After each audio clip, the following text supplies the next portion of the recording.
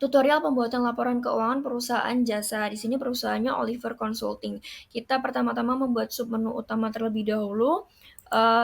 Kemudian kita harus membuat border seperti pada layar di sini. Setelah itu kita membuat bagian kepala menu utama yang terdiri atas nama dan juga alamat diketikkan secara manual. Kemudian bagian periodenya kita bisa menggunakan klik data, kemudian data tools, data validation, kemudian kita pilih list, mengetikkan Januari sampai Desember, lalu klik OK. Lalu kita klik bulan Januari. Selanjutnya kita bisa membuat daftar nama sheet pada form menu utama diketik secara manual. Selanjutnya membuat form daftar akun terlebih dahulu, kita bisa membuat tombol navigasi terlebih dahulu untuk beralih dari sheet 1 ke sheet lain. Dengan klik insert, kemudian kita pilih shape, illustration, pilih shape, dan pilih bentuk yang akan diinginkan. Kemudian beri label seperti di contoh, menu utama, previous, dan juga next. Selanjutnya, sebelumnya kita harus membuat sheet terlebih dahulu dan merename-nya seperti customer supplier, neraca awal, dan lain sebagainya. Kemudian kita beri tombol navigasinya menggunakan hyperlink. Kemudian di bagian menu utama ini kita bisa edit link, kita klik place in this document, kemudian kita klik menu utama. Selanjutnya di bagian previous juga sama, kita edit link, kita beri hyperlink, dan kita klik menu utama. Karena menu utama ini adalah sheet sebelum daftar akun. Kita klik OK, kemudian next, kita edit link, kita place in this document, ketik customer and supplier, karena sheet ini merupakan sheet setelah daftar akun.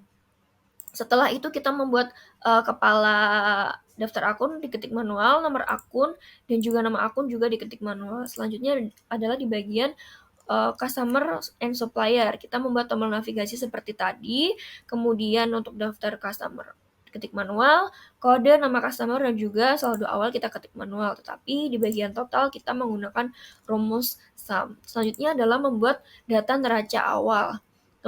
Pertama-tama kita membuat tombol navigasi terlebih dahulu, kemudian membuat kepala neraca awal, dan di bagian periode kita memasukkan rumus seperti ini. Untuk nomor akun kita bisa copy paste link dari daftar akun. Untuk nama akun juga sama, dan bagian debit dan juga kredit kita ketikkan manual. Untuk bagian total kita menggunakan rumus sum. Selanjutnya adalah membuat jurnal umum.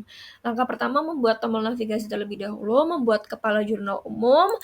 Untuk periode kita masukkan rumus ini, untuk tanggal kita ketikkan manual, untuk nomor bukti kita ketikkan manual, untuk kodenya kita bisa menggunakan data validation yang tadi kita data tools, data validation, kemudian memasukkan kodenya. Untuk keterangan ketik manual, untuk kode debit dan juga kode kreditnya kita ketik manual.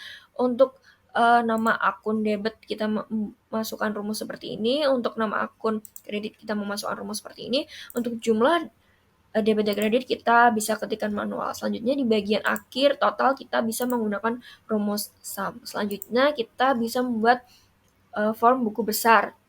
Langkah pertama kita membuat navigasi terlebih dahulu, kemudian membuat kepala buku besar. Selanjutnya di bagian kode akun kita bisa menggunakan data validation. Caranya sama seperti tadi, memasukkan kode-kode akun. Kita pilih akun 101. Untuk nama akun kita bisa memasukkan rumus seperti pada gambar di atas. Untuk saldo awal kita ketikkan rumus seperti ini, kemudian saldo akhir kita ketikkan rumus seperti ini. Untuk bagian tanggal di baris pertama kita ketik manual. Untuk uraian, bagian kredit, bagian debit dan kredit kita memasukkan rumus seperti ini, dan bagian saldo ini tidak di drag ke bawah, hanya di baris pertama. Kemudian di baris kedua kita bisa masukkan rumus seperti ini. Untuk debit dan kredit seperti ini, bagian saldo seperti ini, kemudian di drag ke bawah, dan di akhir kita bisa menggunakan rumus sum. Tetapi untuk bagian ini kita masukkan rumus seperti ini. Selanjutnya adalah buku besar pembantu piutang. Kita bisa membuat tombol navigasi terlebih dahulu. Selanjutnya kita membuat kepala. Kemudian untuk ada kode customer menggunakan data validation. Untuk nama customer kita memasukkan rumus seperti ini. Untuk kode akun diketik manual, saldo akhir menggunakan rumus seperti ini. Untuk baris pertama kita bisa ketikkan isian tanggal manual, saldo awal, debit seperti ini, saldo debit seperti ini, kemudian di baris kedua kita menggunakan rumus if seperti ini. Untuk uraian transaksi, debit dan juga kredit menggunakan rumus seperti ini, saldo debit seperti ini. Kemudian di drag ke bawah dan kita bagian total akhir kita memasukkan rumus sum. Selanjutnya adalah di bagian buku besar pembantu piutang. Buku besar pembantu utang, membuat kepala navigasi terlebih dahulu, selanjutnya membuat kepala, kemudian kode supplier menggunakan data validation, nama supplier menggunakan rumus seperti ini, kode akun diketik manual, saldo akhir memasukkan rumus seperti ini. Untuk tanggal kita ketikkan manual, uraian ketikkan manual, kemudian bagian debit dan kredit menggunakan rumus seperti ini, saldo debit menggunakan rumus seperti ini. Untuk baris kedua kita menggunakan rumus if, nomor bukti transaksi, uraian bukti transaksi, debit dan kredit menggunakan rumus seperti pada layar. Untuk saldo debit memasukkan rumus seperti ini. Untuk bagian total kita memasukkan rumus sum. Selanjutnya kita membuat neraca saldo, membuat tombol navigasi terlebih dahulu, kemudian di bagian sel D6 kita memasukkan rumus seperti ini. Rumus if seperti ini. Kemudian kita membuat kepala neraca saldo, kemudian untuk kode akun copy paste link dari daftar akun, nama akun juga sama, bisa menggunakan rumus VLOOKUP juga. Kemudian bagian debit kita masukkan rumus if or left seperti ini. Bagian kredit kita bisa menggunakan rumus seperti ini. Untuk bagian akhir kita bisa menggunakan rumus sum. Selanjutnya adalah bagian neraca saldo setelah penyesuaian. Kita bisa membuat tombol navigasi terlebih dahulu, kemudian di bagian sel D6 kita memasukkan rumus seperti ini. Di bagian ini kita bikin kepalanya, untuk kode akun copy paste link dari daftar akun. Untuk ini juga sama, bisa menggunakan rumus VLOOKUP juga. Untuk debit dan kredit bisa memasukkan rumus seperti ini. Untuk total kita bisa menggunakan rumus sum. Selanjutnya bagian laporan laba rugi, kita membuat tombol navigasi terlebih dahulu, kemudian membuat kepala laporan laba rugi.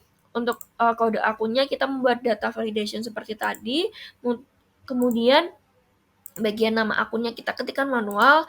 Untuk nominalnya kita ketikkan rumus seperti ini. Untuk total pendapatan bersih kita klik sum. Untuk beban-beban sama, bagian kode dibuat data validation, ditulis manual, dan ini kita bisa memasukkan rumus seperti ini. Untuk total beban kita masukkan rumus sum, dan untuk bagian laba bersih merupakan pengurangan dari total pendapatan bersih dikurangi total beban. Selanjutnya kita beralih ke laporan ekuitas. Pertama membuat tombol navigasi, membuat kepala laporan ekuitas, kemudian di bagian keterangan kita bisa isikan secara manual. Untuk nominalnya kita bisa copy paste link dari neraca saldo, kemudian ini kita bisa copy paste dari laporan laba rugi. Untuk prefnya juga kita bisa copy paste link dari neraca saldo di bagian ini. Dan untuk penambahan atau pengurangan modal ini merupakan hasil penjumlahan dari ini. Selanjutnya untuk modal merupakan hasil penjumlahan dari ini menggunakan rumus sum. Selanjutnya untuk laporan neraca kita bisa membuat tombol navigasi terlebih dahulu, membuat kepala, kemudian di bagian aktiva lancar untuk kodenya kita manual. Untuk nama akunnya kita bisa ketikkan rumus seperti ini, untuk nominalnya kita bisa ketikkan seperti ini. Untuk bagian pasifanya juga sama, masukkan rumus seperti ini, kemudian di bagian nominalnya kita masukkan seperti ini. Untuk total aktiva lancar kita bisa memasukkan rumus sum. Untuk total hutang lancar juga sama. Untuk untuk aktiva tetapnya kita bisa memasukkan rumus if seperti ini. Untuk bagian total aktiva tetap kita bisa menggunakan rumus sum, dan nominalnya bisa menggunakan rumus seperti ini. Total hutang jangka panjangnya juga bisa memasukkan rumus sum. Kemudian untuk modalnya kita copy paste link dari laporan ekuitas. Untuk total modal kita masukkan rumus sum. Untuk total aktiva itu merupakan penjumlahan dari total aktiva lancar ditambahkan dengan total aktiva tetap. Sama dengan total pasiva, kita menjumlahkan total hutang lancar, total hutang jangka panjang, dan juga total modal. Selanjutnya adalah neraca saldo setelah penutup, kita membuat tombol navigasi, kemudian di sel D6 kita mengetikkan rumus seperti ini, kemudian membuat kepala, kemudian kode akun, dan nama akun kita bisa copy paste link dari daftar akun. Selanjutnya di bagian debit kita memasukkan rumus seperti ini, bagian kredit memasukkan rumus seperti ini, untuk total kita bisa memasukkan rumus sum. Selanjutnya adalah bagian jurnal pembalik, kita membuat tombol navigasi terlebih dahulu, membuat kepala jurnal pembalik. Selanjutnya kita membuat isian tanggal yang diketik manual. Untuk nama akunnya kita bisa menggunakan rumus VLOOKUP.